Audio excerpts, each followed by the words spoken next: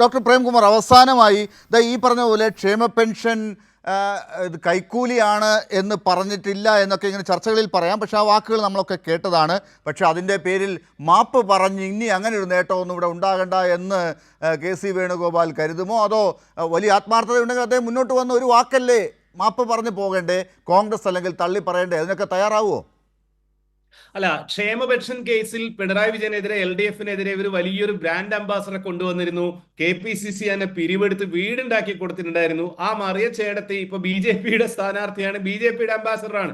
ഇതാണ് കോൺഗ്രസിന്റെ ക്ഷേമ പെൻഷന്റെ അകത്തുള്ള നിലപാട്. പിന്നെ ശ്രീകുമാറിനാണ് അഭിവാദ്യം അർപ്പിക്കുകയാണ്. കാരണം സഖാവ് കുഞ്ഞാലി വധക്കേസിൽ പ്രതിസ്ഥാനത്തുണ്ടായിരുന്ന ആരോപണ വിധേയനായിരുന്ന ആര്യാടൻ മുഹമ്മദിനെ പിന്നീട് LDF-ന്റെ കൂട്ടത്തിൽ ചേർത്തി അങ്ങനെ ഒരു രാഷ്ട്രീയ പാരമ്പര്യമുള്ള നിലമ്പൂരിൽ പാണക്കാട് തങ്ങളുടെ വീട്ടിലേക്ക് എന്തുകൊണ്ട് പോലീസിനെ അയക്കുന്നില്ല എന്ന് പറഞ്ഞ ആര്യാടൻ ഷൗക്കത്തിനെ വിജയിപ്പിക്കാൻ UDF-കാരും കോൺഗ്രസ്സുകാരും ലീഗുകാരും എല്ലാവരും പ്രവർത്തിക്കുമെന്ന് പറയുന്നതിലൂടെ ഈ പറഞ്ഞ കാര്യം ഒരിക്കലും കൂടെ എസ്റ്റാബ്ലിഷ് ചെയ്ത ശ്രീകുമാറിന് എൻ്റെ അഭിവാദ്യങ്ങൾ.